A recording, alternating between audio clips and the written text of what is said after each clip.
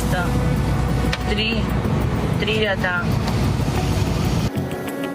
მიაღწია თუ არა ამ რიგებთან საწოლმა, რომელიც ოკუპირებულ აფხაზეთში ოცნების მთავრობის ხელშეწყობით შეიტანეს. მიზნად ივანიშვილის პარტიამ სწორედ რიგითი ადამიანების დახმარება გამოგვიცხადა, თუმცა ამ დრომდე არავინ იცის, აღმოჩნდა თუ არა ბენეფიციარი, მარიონეტული რეჟიმი და მისი ეგრეთ წოდებული უწყებები.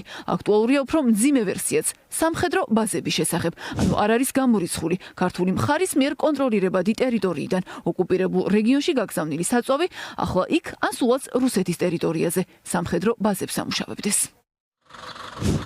უცნობია ტვირთის შეტანის გზაც, თუმცა ვარაუდით აქ ნაკლები ალბათობა სახმელეთო გზაზე მოდის, რადგან საუბარი 3000 ტონა ბენზინზეა. მის გადატანას კი რამდენიმე ასეული ავზიანი ავტომობილი დასჭირდებოდა და პროცესი არც მოქალაქეებისთვის დარჩებოდა შეუმჩნეველი. ამიტომ მეტად სავარაუდოა, რომ მარშრუტმა ზღვაზე გაიარა, ანუ ტანკერი ბათუმის ან ყულევის პორტიდან გავიდა ოკუპირებული აფხაზეთის მიმართულებით, რაც შეეხება საწვავის შემტან კომპანიას. ჩამოვრეკეთ, გადავრეკეთ, გავილაპარაკეთ ყველას. ალალად გეუბნებით, რომ არავინ არაფერი არ იცის, ვინ შეიტანა. და მაშინ რა რჩება, რომ შეიტანა ვიღაც ისეთმა ბიზნესმენმა, რომელიც ასოციაციის წევრი არ არის? ასეთებიც არიან. არა, ასეთიც არის, ეხა ზოგიერთები პატარა კომპანიებია ისეთები, რომლებიც აი მართლა არ ვიცი. ანუ ტანკერი რომ დაეტვირთა, ამდენი რესურსი ექნებოდა? ეს დიდი კომპანიებსაც კი არა აქვს ამის რესურსი. ეს ნავთობიმპორტიორთა ასოციაციის თავმჯდომარეა, რომელიც გვეუბნება, რომ კომპანია ამ ასოციაციაში არ უნდა ვეძებოთ. ეს კი ქართულ ბაზარზე ამ მიმართულებით მომუშავე ყველა მსხვილი ბიზნეს სუბიექტის გამორიცხვას ნიშნავს. მაშინ ვის ექნებოდა ოკუპირებულ აფხაზეთში 3000 ტონა ბენზინის შეტანის რესურსი? პასუხთან ყველაზე ახლოს დღეს რადიო თავისუფლება მივიდა, რომელსაც ოცნების მთავრობის ადმინისტრაციაში უთხრეს, რომ ოკუპირებული რეგიონის საწვავით მომარაგება სპეციალური საწარმოს სტატუსის მქონე კომპანიამ განახორციელა. ეს სოლიდუსი აღმოჩნდა. მისმა მფლობელმა გიორგი არველაძემ კი მოგვიანებით დაადასტურა კიდეც, რომ ოკუპირებული რეგიონის მომარაგებაში მიიღო მონაწილეობა. 300 ტონა არის, ერთ მანქანა არის 10 ტონიანი რა და საუბარი არის 3 დღის განმავლობაში 10 მანქანაზე სულ. როდის შეიტანეთ? გუშინ წინ დღეს მე უკვე 6-7 წელია მაგ ეს ნებართვა და ყოველწელს თავიდან გვამოწმებენ და ესეთი მარტივი არ არის მაგ ნებართვის მოპოვება. ბევრს მოპოვებული აქამდე მოთხოვნა არ იყო, არ არსებობდა, იყო იქ საწვავი რუსული და ეხა აღარ არის და გაჩნდა მოთხოვნა. მარტივი ეკონომიკა არის, ხო, როცა არის მოთხოვნა, არის მიწოდება და როცა არ იყო, როცა იყო არ ჭირდებოდათ, ეხა არ არის ჭირდებათ, ხო მარტივი არის. მე მთავრობასთან არ მაქვს კომუნიკაცია. არ გაქვთ. ესე იგი მხოლოდ სპეციალური საწარმოს სტატუსით მოხდა ეს, რაც გააკეთეთ თქვენ. რა თქმა უნდა. თუმცა არველაძე სავარაუდოდ მხოლოდ ერთ-ერთი მონაწილეა, რადგან მისივე ინფორმაციით მან მხოლოდ 300 ტონა საწვავი შეიტანა ოკუპირებულ რეგიონში, არადა აფხაზური მედიიდან ცნობებით და ოცნების დადასტურებითაც კი საუბარი 3000 ტონაზეა. თავარი კი ისაა, რომ ამ ტვირთის საბოლოო გაჩერების და მიწოდების წესის შესახებ არაფერი ვიცით. ოკუპაციის კანონი რომ არ დარღვეულა ესკობახიძემ, გუშინ მხოლოდ თქვა, დადასტურება კი პარტიას არაფრით უცდია. გადაცემის აქტში ვისი ბეჭდები იყო საქართველოს თუ დამოუკიდებელი აფხაზეთის ბეჭდები, რაც უკვე დარღვევა არის. შემდგომი საკითხი, თუ ეს ჰუმანიტარული იყო და იყო მთავრობის დადგენილება, რატომ იყიდება როსნეფტის ბენზინგასამართ სადგურებში ეს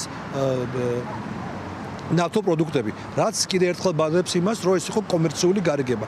მით უმეტეს სეპარატისტთა ლიდერები ამაზე ღიად საუბრობენ, განსაკუთრებით საგარეო საქმეთა სამინისტრო, რომელმაც თქვა, რომ მოიძია გზა კომერციული შესყიდვის და აქ არ შეიძლება არ დაუჯერო მათ, იმიტომ რომ რო არა აფხაზური მხარე არც გაიგებდა ქართული მხარე ამას.